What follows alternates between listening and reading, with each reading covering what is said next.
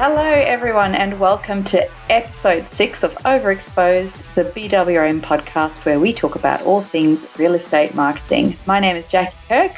And my name's Dave Temple, and this week we're talking to Nick Tonsing. Hey, Nick, how you going? G'day, everyone. Great to be here. Good stuff. Thanks for coming. So, Nick, can you just tell us where you're speaking to us from? Yes, I'm speaking to you from what formerly was my daughter's nursery at my house in Ocean Grove. So, a lovely part of the world where we have the Southern Ocean at our footstep. Yeah, and currently sunny outside, and yeah, it's beautiful. Nice spot. Awesome. And you're running a real estate photography business there as well. And also, what is your role within BWRM? So I run or share a territory with Lucas Ewenhouse in Geelong, and my territory is sort of the western part of the Geelong region. So we have quite a number of agents in there. We work really well together, really collaboratively. Been there for 10 years and quite comfortable in that territory. Beautiful homes scattered all throughout Geelong, lots of interesting homes from new developments right through to the period sort of Californian bungalow. So, yeah, never a boring moment from a photography or video point of view in there. Also a bit of a growth area over the last few years. Yeah, absolutely. Certainly the last probably 3 or 4 years, it's really gone gangbusters down here. I think it's always had the potential to be a really popular area, but I think it's now been truly discovered by people both within Victoria, around Melbourne, and also outside to come and sort of, set up their homes and raise their families down here. So yes, it's certainly grown and continuing to grow. So from a real estate point of view, lots of opportunities. So yeah. Awesome. And within BWRM Australia, can you tell us a little bit about what you're responsible for? Yeah, so my role is Chief Financial Officer, and I say that very loosely. I think I drew the short straw when we were giving out roles within BWRM because I'd worked in banking. That was pretty much the qualifier. Okay, you've worked in banking, so you probably know a few things about banking and so forth. We need that. That'll do. So basically, we just needed someone to keep the credit card safe from going. That was mainly it.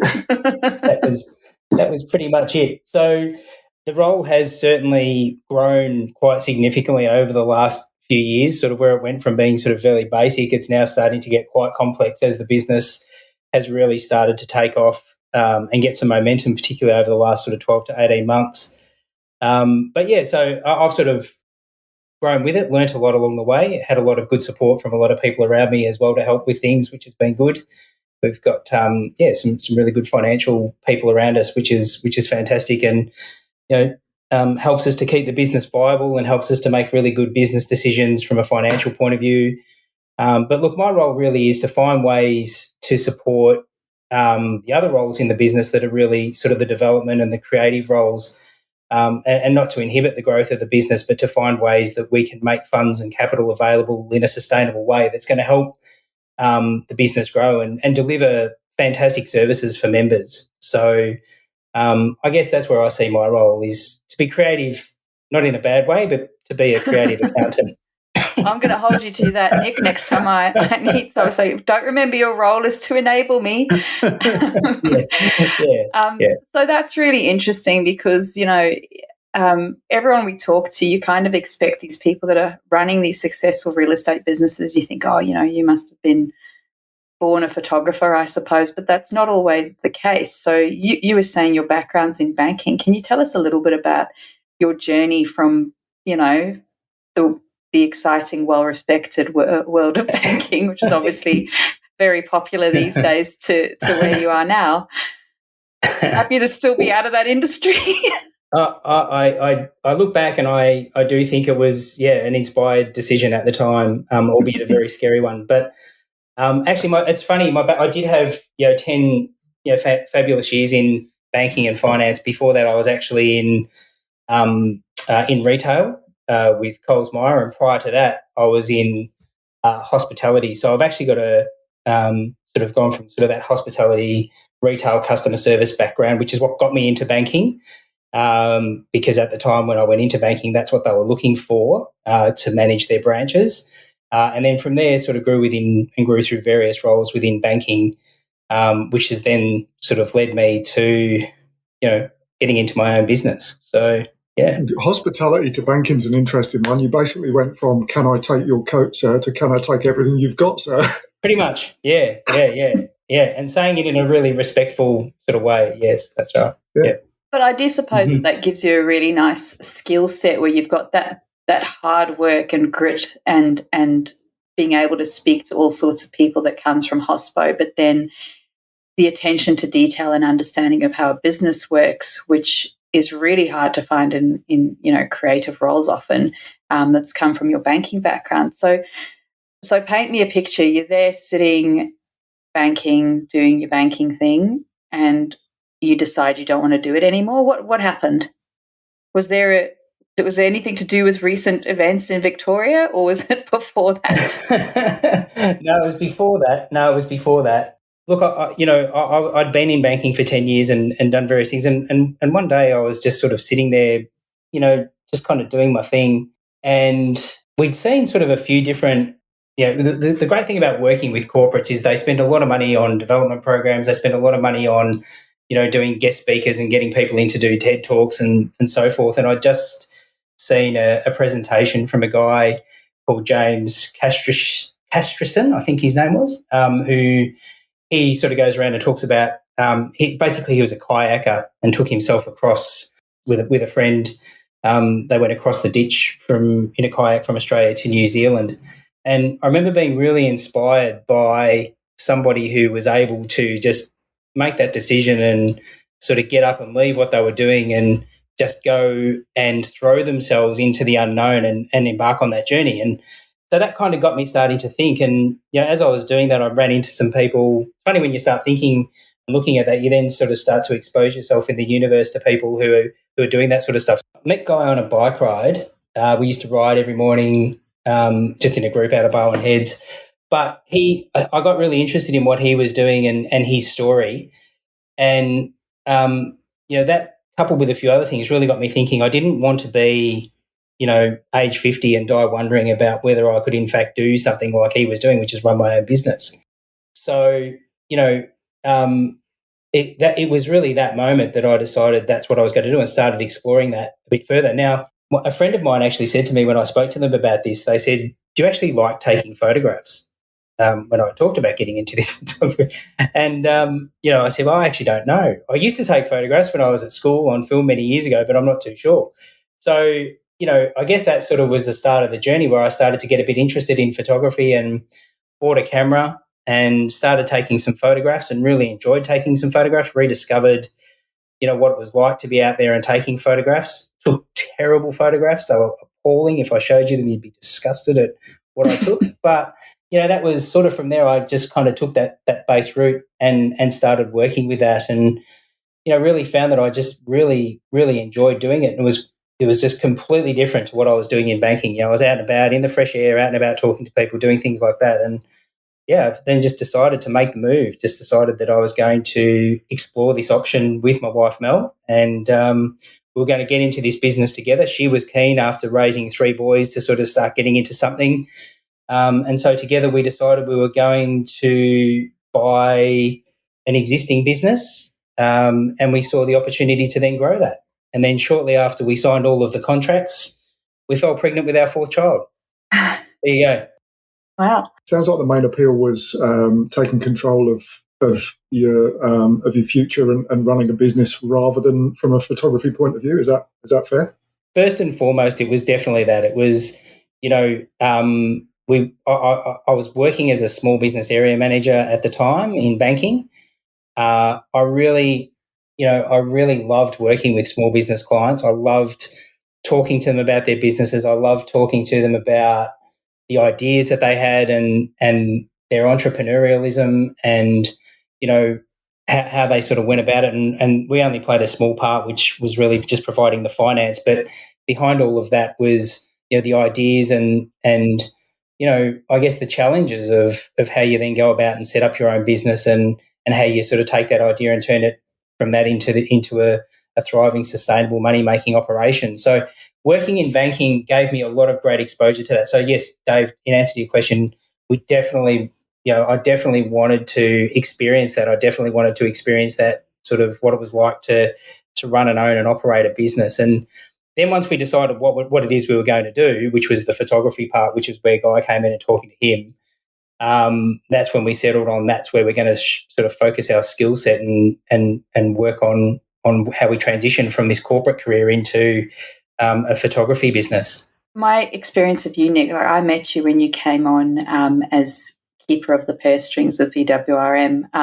But my experience of you is you're not someone that makes rash decisions. You're not someone that makes impulsive, gut-led decisions. You do your research and you analyse the risks. And I guess a lot of people, when they're sitting in a job that's paying them a consistent salary and they've got that responsibility and they have that sense of security, the idea of just leaving that and starting out in a new business with a new skill set must seem like just an unbelievably humongous risk to be taking.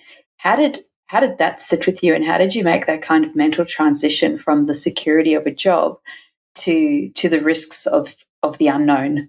Yeah, at the time, I was when I really decided that I was going to pursue this small business, I was around about 40 years of age, and around me in the corporate world, not just in banking but in general, what I actually saw was a lot of friends, a lot of people who I knew, who I'd grown up with, who were all sort of reaching that point in their career where, they needed to make a decision about whether they sort of, stepped up into bigger roles, bigger management roles, or face the risk of being made redundant, right? So what I didn't want was I didn't want to have somebody else be in control of my destiny in terms of whether I actually had a job or didn't have a job.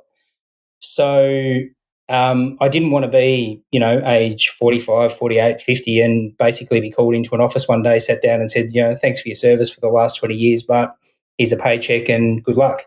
I just didn't want to be in that position. So I wanted to be able to take control of my destiny, and small business I thought was a fantastic, well, I know is a fantastic way of doing that. So I guess how did I reconcile that risk? Well, it was also a risk staying in corporate as well. So, and it was weighing up that risk of being in corporate and having somebody make that decision for you, versus being in control of your own destiny. And some people choose to stay and fight the battle in corporate and move their careers upward, and that's great and good on them. For me and for our family, and I didn't just make it on my own and wake up one morning and sort of have a midlife crisis and go, that's it, I'm getting into my own business. It was long thought out discussions with my wife, with lots of other people, lots of other friends over that time, and talking through the risks and talking through the pros and the cons. And sort of, look, I've still got the due diligence document that I did on the business that I bought, and it's about 120 pages, which I'm more than happy to share with you if you want it. So I actually did spend about I actually did spend about 6 months every spare minute that I had doing the due diligence on the purchase of the business, and exploring all the risks associated with taking on a small business in Geelong, what the opportunities were, what the risks were, and what I needed in terms of financial buffer and so forth to be able to do that. And then before I actually bought the business, I went about setting up my financial affairs so that I could in fact afford to be able to get into business and sustain myself over the 12 months, which I knew was going to be a really hard slog, from going from this really good sort of monthly salary, 6-figure salary, to then not having any guarantee of any money whatsoever. So I kind of made sure I had all of that in place before I in fact signed any document about sort of taking on a business. So I guess really, in summary of that question, there's risk in anything you do in life, I think. And I guess what you need to do is open yourself up to what all of the risks are and explore those risks, sensibly, and surround yourself with people who have really good perspectives. I had a really good accountant, really good lawyer. I had lots of other friends in various industries, other friends that had done similar sorts of things. So I was able to sort of call on those networks and talk to all of them, and get their input and feedback. Then just settle comfortably on the decision we were making. Once we were committed to that decision, we just went hammer and tong at it. I think that's really interesting for me because I was in a similar position as I explained in my podcast. Got made redundant. I basically had the chat where everybody got made redundant, but I already knew I wanted to get out of IT already. But there's another thing that was playing on my mind while I was in IT is that I could spend another 20 years in this job, but if I do go up the chain, I'm not necessarily going to enjoy that bit up the chain as much as the attraction for me was at a certain level. That doesn't mean I'm going to enjoy the job at a higher level. And 20 more years at a higher level that you don't enjoy is going to seem like 40 years. And you still run the risk of being made redundant at that point. That was one of the key drivers for me. And I think, particularly when people get to that sort of, I'm not going to call it a midlife crisis because I don't think that's what it is, but particularly when people get to that stage where you've been in a job for 15 to 20 years or in an industry for 15, 20 years, you do start to move out of the appealing bit of the job. You can see a lot of people around you's head drop, and you can see them start thinking, do I want to be here anymore? But it is a huge jump to go from the security of a wage to small business. It must have been a huge mental leap for both of you. I haven't really been in that position where I'd been in working for the man for that long because I'm much, much younger than you both. But we can take one of the muches out of there, surely. I think I probably could add another one, but psychologically, we often see to go when you're running your own business, when you've been working for someone and you've been told your roles and responsibilities, and you're just kind of used to being told what to do and doing it, to then go into something where you have to drive yourself, where work isn't going to walk through your door. What was that like? I suppose it's directed at Nick, but you could both answer. How did you motivate yourselves to get out there and take full responsibility, or did it not take much motivating?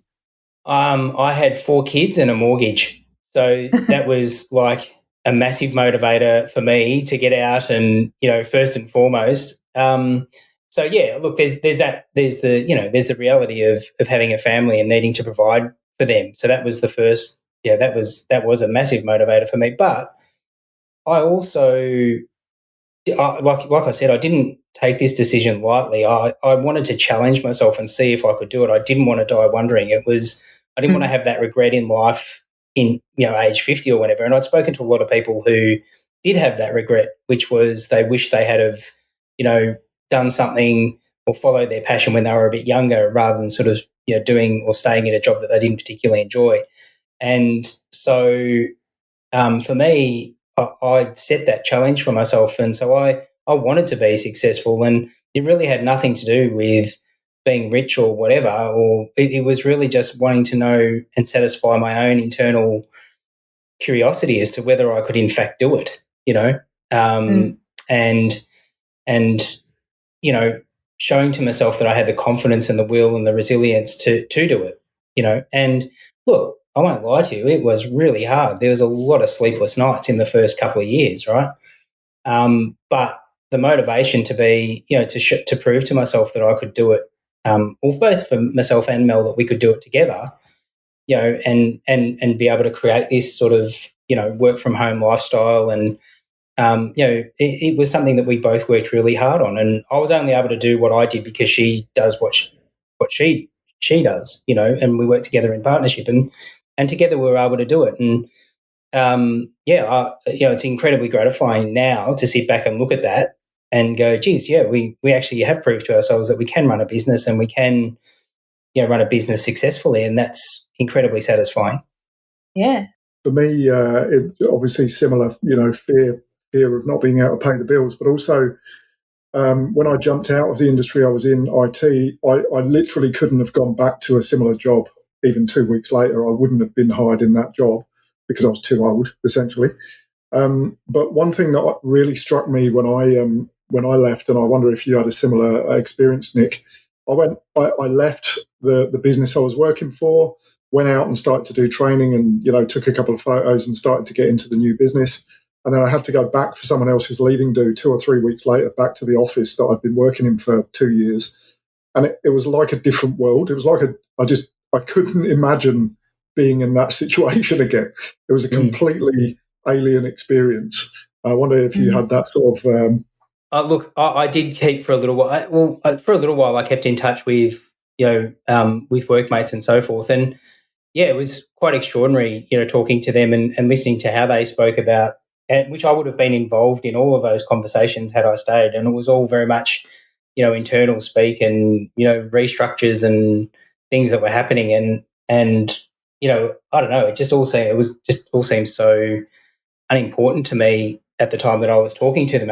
Obviously it was important to them, so I was listening to them, but I was just, really just, if nothing else, just counting my lucky stars that I'd taken that step to get out and to sort of get into something that was creative, something that was exciting, and something that motivated me every day that I loved doing. And yeah, it was just a breath of fresh air. So going back and talking to those people, yeah, Dave, I actually did experience exactly the same thing where, they didn't seem particularly happy. But that would have been me probably 6 months earlier, and I would have thought or said that I was, I was happy. But I didn't actually realise it until I got out and experienced it and did something different. Yeah, yeah, and the difference when you wake up in the morning between working for someone else's business, I've sort of said before, you wake up and you're working as an employee. It's what am I going to have to do today? Whereas when you're working for yourself, it's right. What are we going to do today? There's a huge psychological difference. Yeah, absolutely. Yeah, most definitely. I mean, preparing a PowerPoint presentation is fun, but it's probably not something you want to do. You can do that as a hobby. Not something you want to sort of do all day. I think you need to try some new things. So Nick, I'm imagining other Nicks in the world listening to this and going, they're sitting in their cushy salary job and they're going, real estate photography. What is that as a business model? Is that sustainable? Can you make money doing that? And knowing what you do now and what you've done now, if you were talking to someone who's just purely focused on whether this is a viable business, what would you say to them? What are the kind of strengths and weaknesses of running this sort of business? So the first thing that I would say is that the Australian economy is set up to support the housing industry and the real estate industry. People love buying houses. Australians love houses. The idea of home ownership still sits sort of very high on our priority list, that sort of aspiration to be homeowners. And so what I've observed in my time working in banking, working in retail, for as long as I have, is that I've never really seen the housing market sort of go catastrophically off a cliff. So there's always been opportunities within the real estate market within Australia. So boil that right down to what we do, which is, we're just one part of a whole big machine that actually keeps that going. There's trades, builders, there's developers, there's real estate agents, there's, advocates, stylists, all of that. And we're just all part of that sort of machinery. So I would say if you're looking for a career as a real estate photographer from a business point of view, then it is absolutely a fantastic business to look at. There are opportunities everywhere. But, you can't just walk into it and hope that it's all going to happen. You need to work really hard at it. You've got to have the skill sets. You've got to know how to take a photograph. You've got to know how to build relationships with people. You've got to know how to be able to provide good levels of customer service, be responsive and be resilient. You've got to have those attributes. And you've also got to be entrepreneurial and have the will to want to run a business. So I think if you can put those things together, there's plenty of opportunities out there for anybody who wants to get into it. But, I would say if you sort of don't have those attributes, it's probably not for you. But then again, probably business is not for you. So, you need to have those attributes no matter what business you do. But certainly within what we do, within the industry, it's a big industry and it's a big driver within the economy. And, while, if the housing market sort of falls over, then Australia falls over, basically. So, I think there's opportunity to be had. I guess something that I learned, particularly through COVID, but was the resilience of this industry in particular. So I'm kind of imagining, start your own real estate photography business or buy a Domino's franchise. You know what I mean? Like we've got the real estate businesses, particularly the ones that we run under BWRM, we've got very low overheads. Like we're not everything kind of seems linked to our production. So if you're not working, you don't have a huge amount of bills to pay. So you can kind of weather the storm, which is what happened when, we were all in lockdown and that sort of thing. So that's another strength that I've really noticed here, particularly even when in how we've seen the market shift a little bit in Sydney recently, whereas at the end of last year, we had lots of opportunistic people selling their houses to cash in, and that was where our money was coming from. Whereas now we've got a lot of people kind of moving up the coast, trying to release money from their mortgage, but the end result is still the same. People are still selling their houses and they still need photography. So I found that to be another major strength that I think gets often overlooked when people look at our business. Yeah, absolutely. There's always people buying and selling houses, and whether it's for a good reason or not so good reason, within the Australian market anyway, there are people doing that. Now, through COVID, we just that was just an exceptional period, I think, where we had a combination of really low interest rates. Money was relatively easy to get a hold of, and people were borrowing and pushing prices up, and that led a lot of people to jump into the market, and so things were really good. Now things are not so good, but there are still people out there. There's still plenty of activity.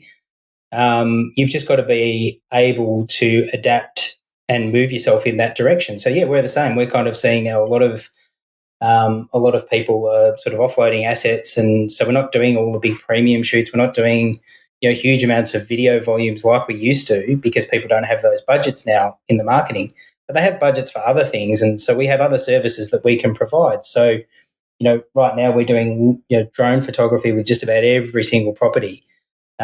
So because buyers are trying to broaden their appeal in the most cost-effective way out to the Australian marketplace, and showing proximity to things is really important. So drone photography is a really good way of doing that.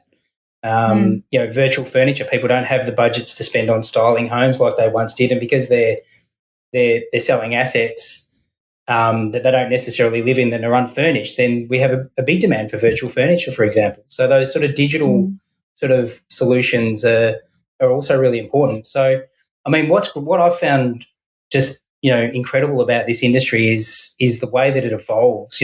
When I first started, we were doing 10 photos and a basic floor plan. That was pretty much what you did. And you have a look at it now and what we're actually producing in the same time frames. I mean, we're talking about videos, full property videos, now being turned around within 24 hours of being shot.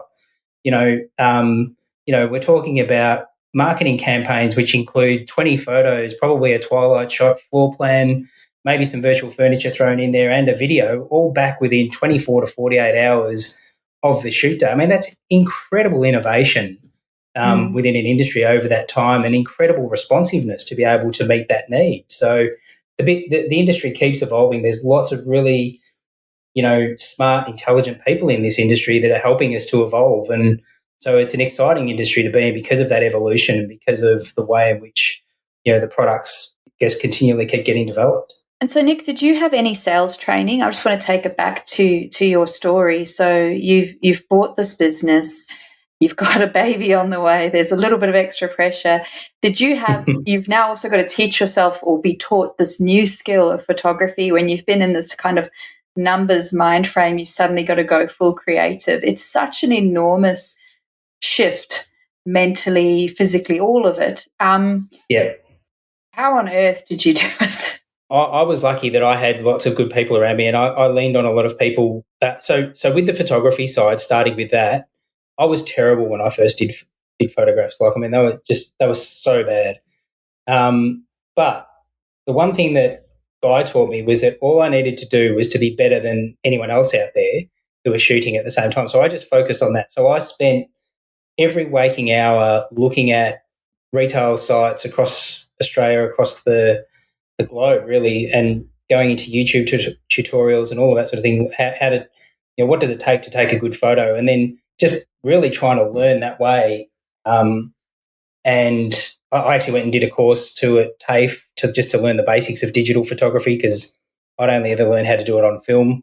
So and then surrounded myself with all of these good people who knew what they were doing, and just got them to give me feedback constantly on the photos. Like, I had anyone who was prepared to look at a photo, I would drag them in and get them. So tell me what it is you like and don't like about these photos.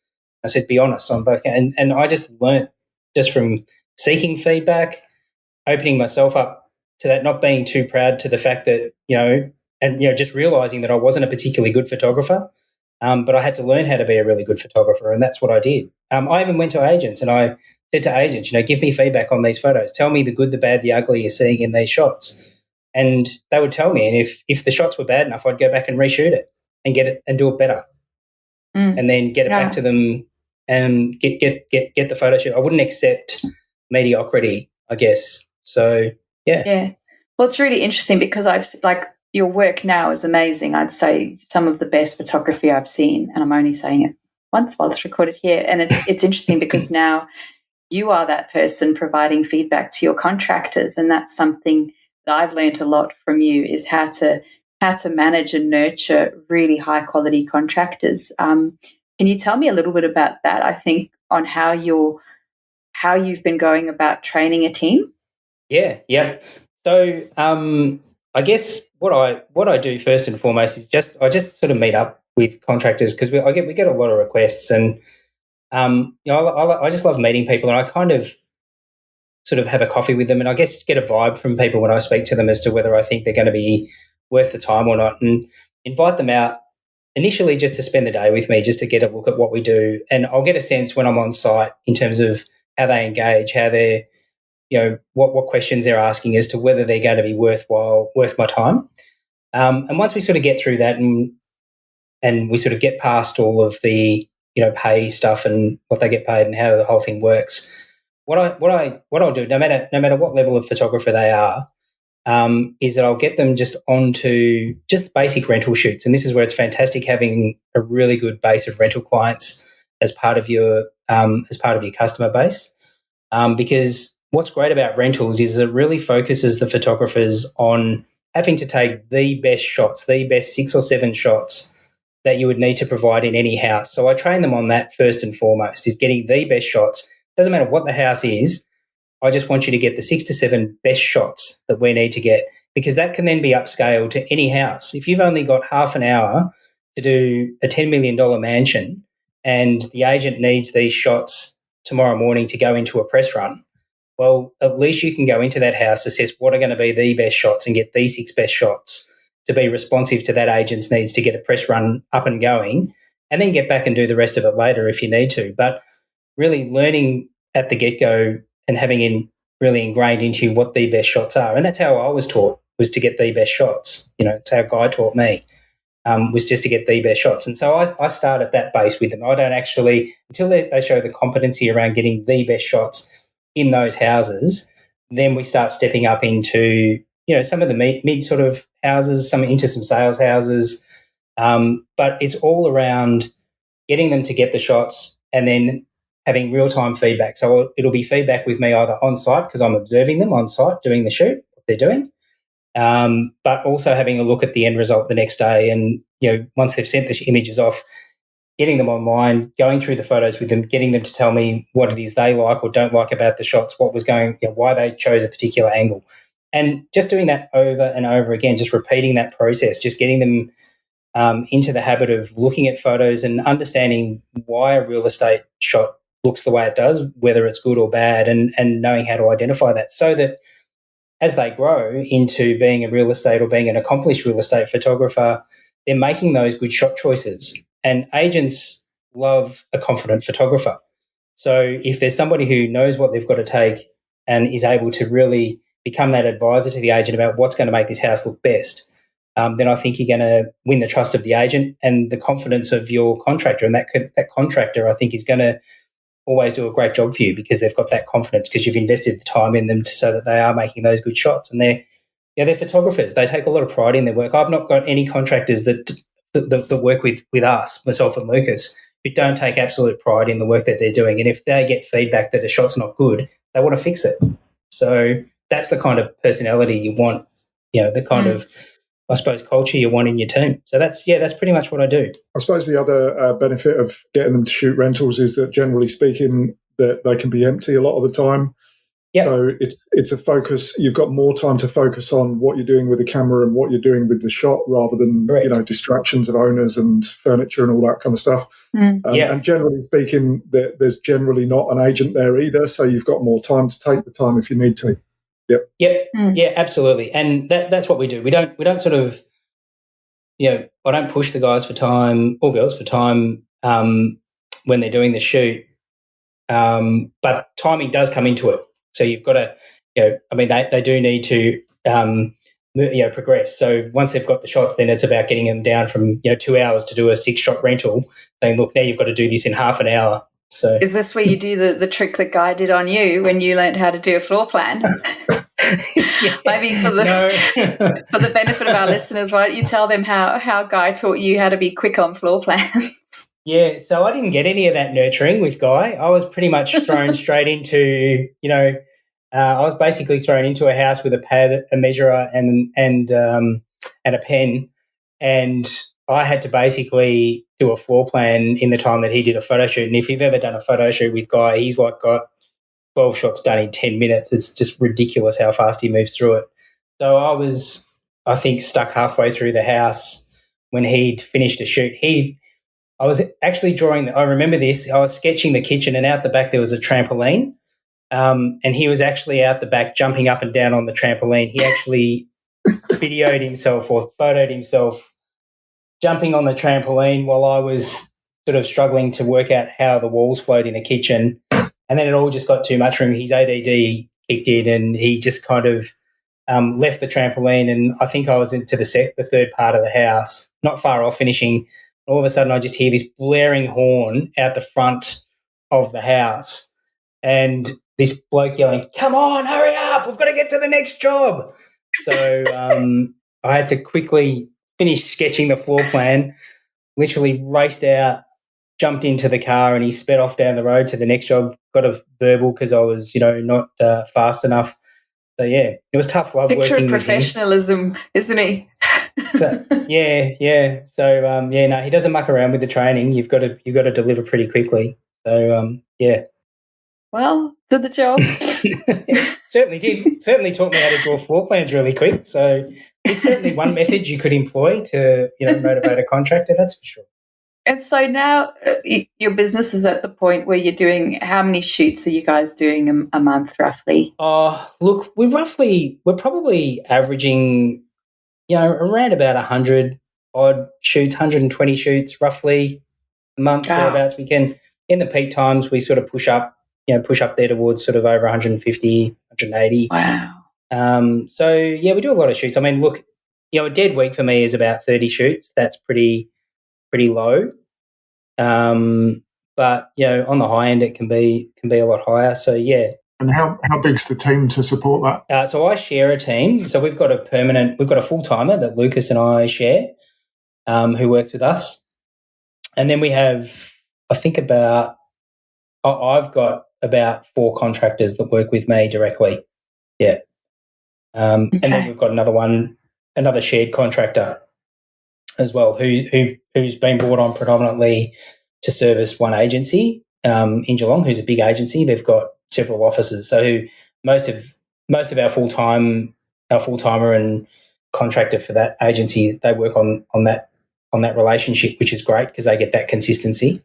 But yeah, I've now got 3 videographers, trained videographers as well, drone operators. So they're all sort of multi-skilled to be able to deliver all of those services that we need. So it's good because the bigger that I am getting, the less work I'm finding I have to do, which is kind of nice. So yeah, I'm able to sort of focus a lot more of my energy. I spend most of my time now on coaching, developing the team. So really sort of reviewing their work, spending time on site with them, just understanding, why they're making the decisions they're making on whether it's video, shots, whatever. Just having that engagement, and they love it, and I've got the time to be able to invest and do that. And the other great thing about that too, as your business gets to that scalability where it's sort of at that level that you can afford to run those contractors and keep them busy, is that you can be in a position whereby you can jump in and help. So, it's not all sort of roses in what we do. Like, we like to think we've got everything, down pat, but things go wrong, drones crash, batteries run out, tyres go flat on cars and what have you. So if you're out and about with these guys and you can jump in and jump on a job and take a little bit of pressure off them, it's a fantastic position to be able to be in. So, Yeah. You've built this business that's obviously sustainable, and it's probably gone beyond what you imagined when you were sitting in your corporate.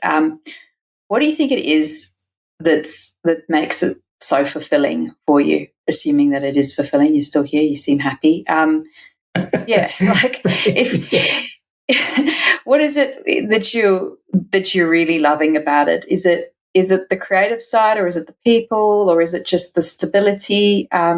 What gives you the joy? The thing that gives me the greatest amount of joy is I love bringing on new people, like contract. I love working with the contractors. I love bringing them on. I love helping them to almost go through a similar journey to myself, really, in real estate photography, and sharing some of the insights that I've had to help them to be able to be a successful real estate photographer. And we get a lot of photographers out there. I mean, there's no way I could go and photograph a wedding. I'm absolutely in awe of people who can do that. But at the same time, we've had wedding photographers that have come and tried to shoot real estate, and they need a lot of work, right? So, photography in real estate isn't easy. So I'm loving being able to work with people who want to add that skill to their game and to be able to help them to develop that. But I love the business side of it as well. So I love talking to people about business ideas. I love talking to them about how they can make their business run better. All of those sorts of things. You've helped me personally. I've rung you and said, do these margins look right? What are the tweaks I should be doing? Where can I be saving money? Where can I be making more? I think you've got such an amazing mind for seeing it as a product, but not just that, but for selling it to the client and showing the client how it can be something they might not have thought of. And just little tweaks to where you're spending money that have made enormous differences. I know it's helped me a huge amount. Oh, thank you. That's great feedback. But I love hearing that. So that's a living, breathing example of what it is I love. So if I feel like if I'm helping somebody, then that's fulfilling. So I love walking through a house with agents and just having an engagement with them about how they want to sell a house and what I think, and sort of bouncing ideas about how we might do the photography for it. And so, I love going and doing those pre-inspections and walkthroughs and seeing the house and having a chat with the vendors and the owners, and that sort of stuff is awesome. Such a privileged role to be able to be invited into people's homes and asked your opinion on how you can make it look the best you possibly can. So I mean, all of those things are just things that I would never dreamed of experiencing, but have had the absolute fortune of experiencing it as part of being in this industry and in this business. So very fulfilling. And I get to work with great people every day like yourselves, which is good. So we prompted you to say that. I've just got to, just for those listening, I've got a text message to say that in the comment section just on my screen. So I'm just following orders. If you could go back 10 years to corporate Nick, sitting there wondering whether he can make this work, and sitting there looking out the window and wondering whether there's a better world out there to experience, what sort of advice would you give to anybody who, because I'm sure there are, I've spoken recently to other corporate Nicks who are wanting to make the jump but can't quite figure out how they would do it. What advice would you give them? I would say don't be scared of exploring any opportunity. Now, that obviously we would love to see those people come into real estate photography under BWRM. That would be fantastic. But it doesn't matter what your idea is. If you're sort of sitting there and you're thinking, geez, I wonder if I could actually do this myself, explore that, right? And do it in a smart way. Don't, like you said, Dave, have a midlife crisis and give up everything and, basically run into something sort of, half-cocked without really knowing what you're doing. Once you've made the decision that you want to explore it, then do it properly. Surround yourself with really good people and talk to them and ask them questions and get curious about the idea that you have, and listen to everyone's advice. I mean, like good and bad. Like I had people tell me, "Are you nuts? What the hell are you thinking?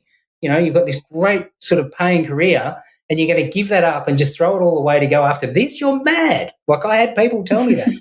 And, that was fine. It was good advice because it sort of keeps you grounded and gets you thinking about that and how you mitigate it. So yeah, I would say absolutely don't let anyone tell you not to follow that idea, but do it in a smart way. Surround yourself with good people, get good advice and explore it and do the diligence.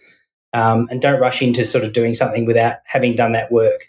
Yeah. Awesome. Nick, thank you so much for being on here. It's been a pleasure chatting to you and hearing your story. Chat to you again soon.